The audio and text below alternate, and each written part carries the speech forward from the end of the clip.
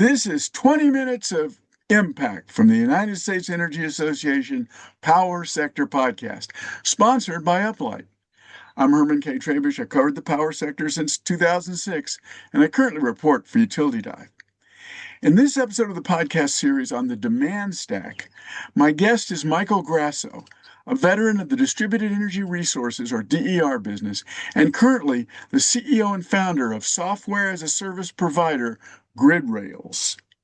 Michael's going to describe GridRails, his work with virtual power plants, or VPPs, and his impressions of the value of Uplight's demand stack concept, an approach to customer-owned DER that can maximize their benefits to utilities, customers, and the power system. Michael was Chief Marketing Officer at Vistra Corporation and at Sunrun, and he was then Executive Vice President at Sunnova and served on the board of Just Energy, with his focus always on energy markets and DER. In December 2025, he became a strategic advisor to technology provider OpenVPP. In January 2026, he founded GridRails to address gaps in VPP operations and financial settlements. So with that introduction, Michael, begin by telling us a little bit about your experience with DERs and with VPPs and how that experience led you to found GridRails. Hey, Herman, thank you for inviting me to be on the podcast this afternoon. It's great to connect. And that is an excellent question. My quest started about 17 years ago when I was at what is now Vistra, working in the TXU energy business and looking at ways to better manage around our energy hedges. And at that time, we started the first thermostatic control program for our Texas portfolio. And that was my first foray into VPPs, working to manage the thermostats in consumers' homes in order to better deal with price fluctuations and supply constraints on the ERCOT grid. Yeah, let me just interrupt you for 1 second, Michael, just to make sure our customers are, our listeners are with us. TXU is a Texas retail provider. And so in the Texas market, you had the opportunity to bring whatever kinds of programs might help customers to the market and see if they responded. That's what you did, and in that when you were doing that type of thing, it was pretty innovative, wasn't It was a first of its kind at that scale, and it was it? operating in a very competitive retail energy environment where homeowners and businesses could select the provider of choice. So they were really looking for creative programs that better suited their financial needs and the way that they consumed energy during the day. So you started working with thermostats, and carry on with your story. I didn't mean to interrupt it, but I thought people ought to know exactly what we're talking about here. That's great. We were also doing a little bit of work with some solar providers at that time and some other technologies. But it wasn't until my next opportunity at Sunrun where this became a little bit more real. Working with a couple of colleagues who I'll go on to share later in the story, are my co-founders today at GridRails, we delivered the first battery storage systems for residential solar customers in the US. We worked to commercialize at scale across Sunrun's footprint a battery storage in a way that consumers could charge up the batteries from their solar systems and then consume that power either in a backup situation or a load offsetting program. And those batteries then moved on to become the first virtual power plant that Sunrun had. And we worked with PG&E and other utilities in California to make that energy available to them when the California grid needed that power. And then most recently at Sunnova, we ended up doing similar work in building out battery storage and other programs that could leverage battery storage and other stored energy across multiple states and territories, forming the largest US-based virtual power plant in Puerto Rico, where we had over 50,000 residential customers participating, and operating in other markets like California, the Northeast, and the Connected Solutions program, and working in Texas on participating those into the ERCOT grid yet again. So really, kind of three very distinct virtual power plant types of applications over those entities. And how did that lead to GridRails? So, honestly, it was a dissatisfaction with all of the tools and products that I was using over those nearly 17 years. None Yeah, of the technologies I was able to employ from the different service providers worked in a way that allowed me to engage consumers and operate in a real-time operating environment. Today, we all expect everything to be at our fingertips, everything to work in real time. Many service providers in different technology areas utilize gamification to get consumers to participate. And with all of the demand that is stressing our grid today, there isn't a technology that's bringing consumers and energy providers together in a way where both parties are benefiting and they're doing so in a real way. So, what Grid Rails is doing is it's allowing anybody who has a service portfolio. So, this is could be an IOU, a muni, a co-op, a retail electricity provider, an aggregator in the solar industry, where they have their own devices and or they want the consumer to bring their devices to the table. And by devices, I mean anything from an electric vehicle, a battery, residential battery, a commercial battery, could be a data center, could be a smart thermostat or a smart water heater or building control. Anything that has a metered endpoint can be brought into the grid rails environment, and we can help that energy service provider understand what's going on, what type of energy is being consumed, when is it being consumed, where is the location of those devices, and then we can help them control those. But first, it really starts with that understanding because what grid rails allows you to do is understand how your consumers are using that power behind the meter.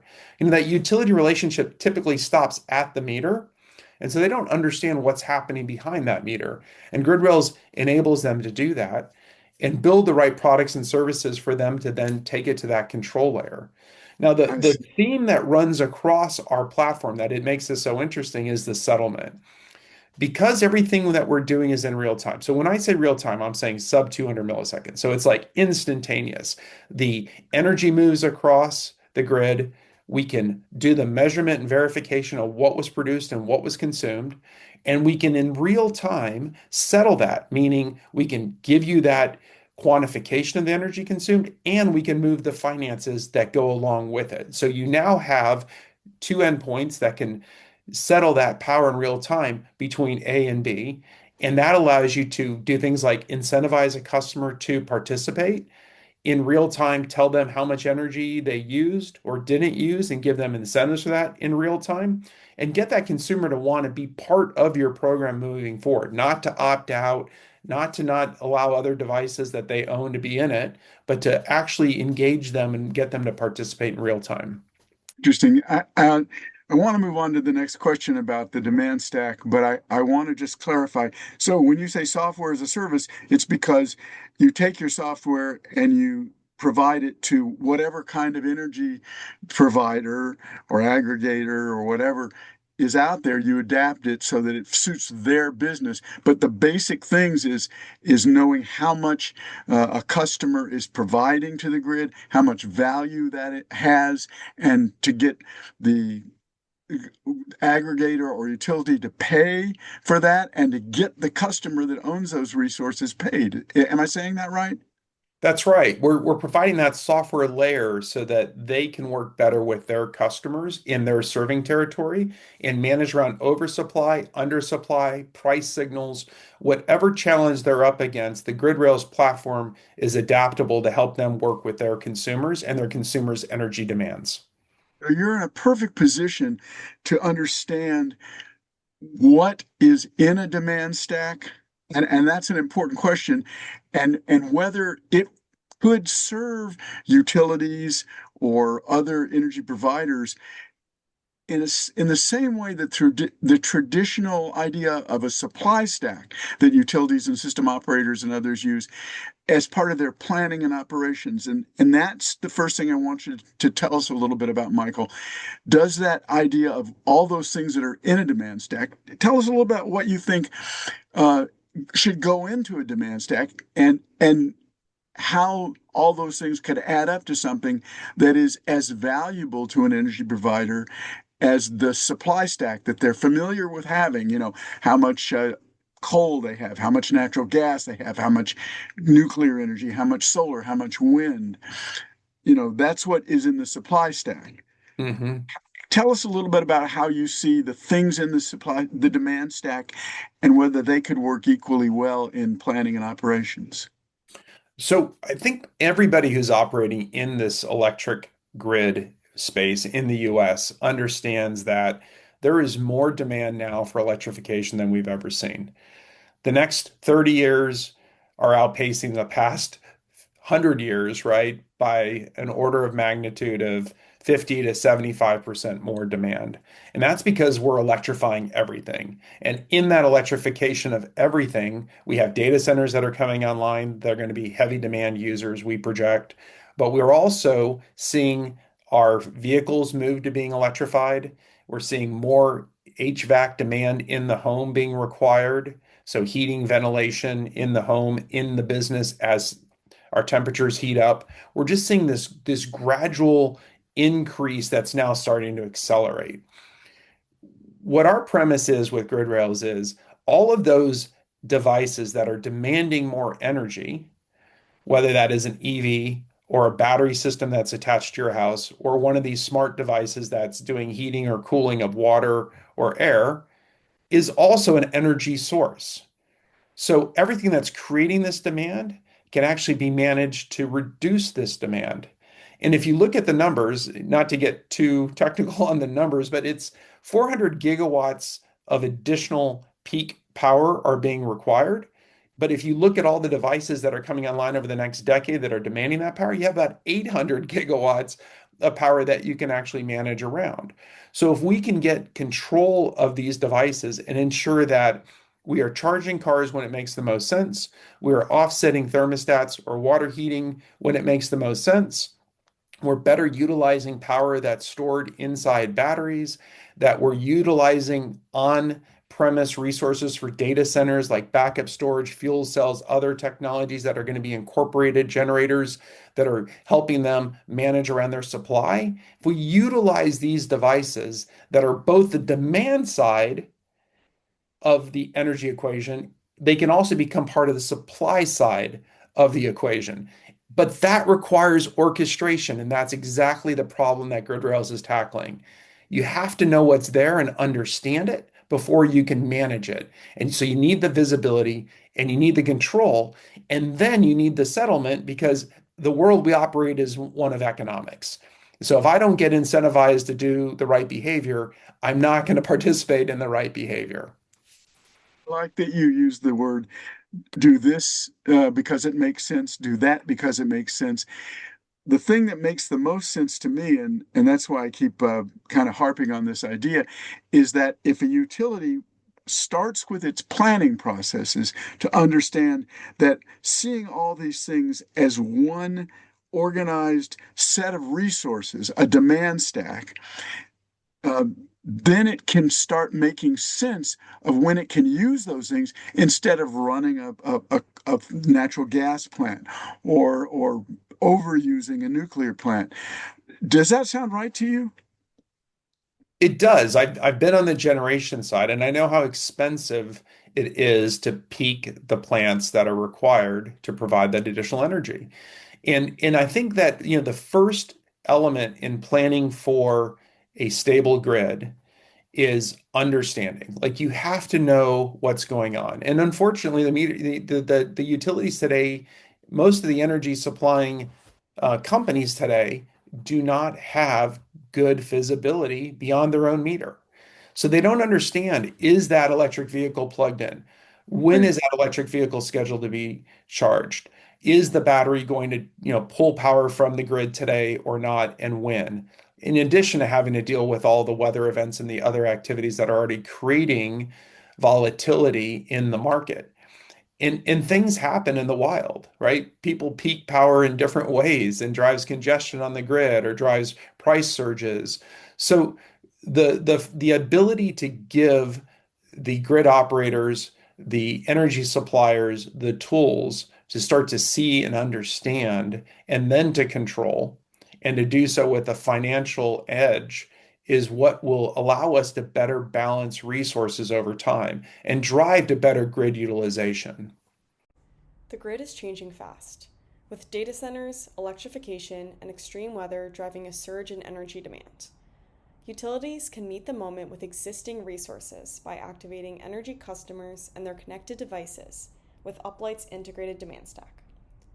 Uplight coordinates energy efficiency, rates, demand response, and virtual power plant programs into one cohesive strategy to improve grid resiliency and energy affordability. Their AI-powered platform connects customers to best fit programs, then forecasts, dispatches, and measures flexible capacity to deliver megawatts when the grid needs it most. Learn how Uplight is helping leading utilities harness over 8 gigawatts of flexible load at uplight.com/USEA. We've barely touched on the many things that could go into a demand stack. Um, Things like time of use rates that that give customers reasons to change their behavior. Or you mentioned earlier things that you could use like thermostats, presetting thermostats to make the use of their cooling and or their heating more efficient. Demand response programs. These things all exist at utilities, but they're not seen as one coherent set of demand opportunities. And that's what the demand, and I want to take that a step further. We're hearing a lot these days about not only growing load, you've already mentioned that, but load uncertainty as well. And a lot of people are talking about how you can use the flexibility of certain kinds of resources to protect reliability and affordability, even when the demand on the system is uncertain. So this idea that I keep harping on, the demand stack, do you see it as a way that utilities could understand how all those flexible resources in that demand stack could increase their flexibility and their ability to address all these uncertainties? Well, I want to play off that word flexibility that you use because it is about this flexibility. I don't know about you, but where I live, the weather forecast never matches the weather. It's it's always off. And I live on the West Coast, and they always think it's going to be cooler than it is, and we get these heating spells, and it heats up, which means there's more demand for power in our local community, and that's hard to project. But if you look at California as a whole, we have the duck curve, right? We have an oversupply of energy because of all the solar. And if you look at Texas, now they're starting to form more of a duck curve because they've got an oversupply. So if you're a grid operator, an energy provider, and you've already uh, planned on a certain amount of energy to be available, and there's more than you expected, what do you do? Today, it's sold off at a discount to Arizona, or it goes to waste because it's not going to be consumed. But if you have a flexible platform like Grid Rails, you can actually call your consumers through the platform. You can call their devices and have them start to utilize that excess power in real time. This doesn't require some type of a structured utility program. This is an instantaneous call to say, start charging now. Even though you're set for a time of use program to not use power right now, start charging now. And because you're using power when you didn't think you were, I'm going to offset your cost by a nickel. And I'm going to put that 5 cents per kilowatt hour discount directly into your Grid Rails wallet. So you can work around the tariff structures, you can work around time of use plans, you're creating more flexibility in the system. But the important point here is it's electrons and economics flowing together. Because if one of those flows without the other, then you get a dislocation in the market. The consumer's confused, the utility is confused. You're dependent on an archaic billing infrastructure that you can't get around. GridRail solves that for all the parties by making it real time, making that flexibility of that load then real time, making the utilization of that energy real time, and allowing you to make trade-off decisions where on and off becomes super simple for you as the operator. That's what an organization like Uplight or an organization like Grid Rails or an organization like Energy Hub, many of our friends have various ways of helping utilities do that. And they can do something about affordability, which is becoming a very important concept. I was just recently at the conference that is the annual conference of the biggest utilities in the country, and it was invaded and disrupted by protesters. And what were they protesting? That their electricity costs are going up, and that the energy burden of people, especially people with lower incomes, is going up in a way that is threatening them. Now, the term that my friend Ian Magruder at Utilize Coalition is bringing to the forefront, system utilization, is a way of understanding how you can protect affordability and not compromise reliability. So what I'd like you to do, I know you know what I'm talking about, and you probably are aware of the Utilize Coalition, Michael. Um, tell our listeners, first of all, why you've used the term utilization in your answers. And tell Mhm. us, of course, I want you to tell us about how all these demand side resources, aggregated as VPPs, seen as a utilities demand stack, could improve system utilization. Yeah, for sure. And so, when I think about the grid, you've got the poles and wires infrastructure, and we all know we need to make additional investments there because we need to harden that technology and we need to make sure that it's current and that we have better distribution systems. And there's investment that absolutely makes sense across the entire country there. But the other side of it is the power that's flowing over those lines. And we're just not using all of the power in the moment that it's generated. So that all goes to waste. And I've heard you, Herman, even talk about this on prior shows that, is it 40, 50, 60% utilized? We don't know exactly how much power is used versus lost when you look at the massive systems across the US and the 3,000 plus electric utilities that operate in this country. But we know it's a large percentage. It's like food waste. It just gets lost. It goes stale. If we can do a better job of orchestrating all of the energy consuming devices so that if you think about it like a glass of water, I've got a pitcher of water and I've got a glass of water. My glass of water is half full, my pitcher is half full. I'm gonna like when do I add water from the pitcher to the glass? The glass is this consumer device. It's your EV, it's your battery, it's your Mhm. smart thermostat. And so moving the water over, you want to move the water over when you know you're not going to use all the water in the pitcher. So you move it over. So you fill up that glass when it's opportunistic and therefore it doesn't get wasted. So we're talking about that energy side of this equation. Why let the energy go to waste when we know that there's a way to use it now? But the challenge is where it's going to be used. We thought it wasn't going to be used till later. So you have to tell all those devices, use it now, and then you won't need to use as much later. And so it's just that balancing, and that's why we call it orchestration, because it's like an orchestra. You need all the pieces to come together, but there aren't great orchestration tools out there. And that's why we built grid rails, is to be that orchestration layer between the energy supplier and the devices, and to do so with more capability. And I really like that idea of orchestrating all these resources. I always like to tie it back, though, Michael, to affordability, because the important thing is that um,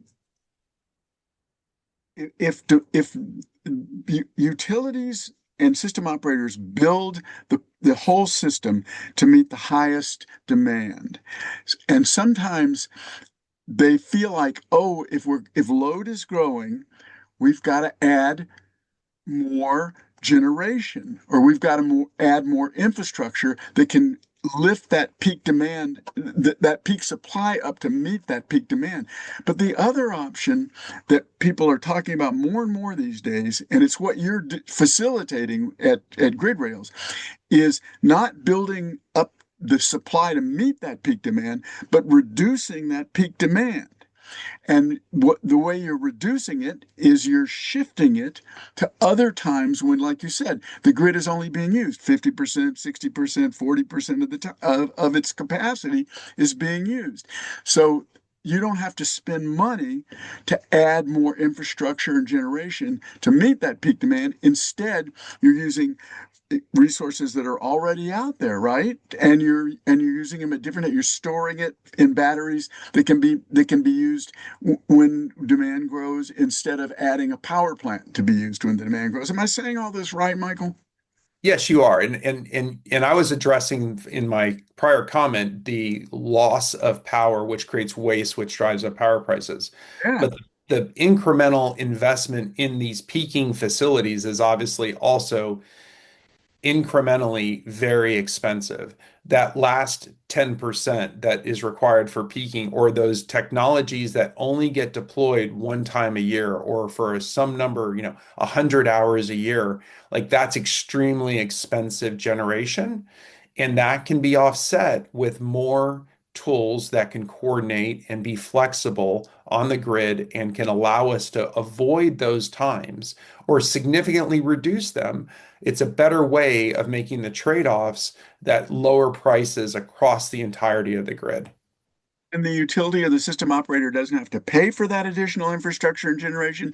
And so it doesn't go into customers' rates. And so rates get lower or stay low instead of going up, right? Everybody wins in that situation. Yep, yep, And it exactly. just produces for a more stable grid because it avoids a lot of the challenges that come when we stress the grid with that peaking activity. Okay, we're going to leave it there. I think we've made the point pretty clearly. I want to thank you, Michael Grasso, CEO and founder of software platform provider, software as a service provider, Grid Rails, for describing how his work with DER and VPPs validates the potential of the utility demand stack concept as an innovative way to maximize the benefits of utility demand side management programs. I also want to thank our sponsor, Uplight, and my producer, Melissa Brown, as always. And I want to thank our listeners for taking the time to check out the USEA Power Sector Podcast. Don't forget to subscribe, like, follow, and share with everybody you know our quest for energy transition solutions.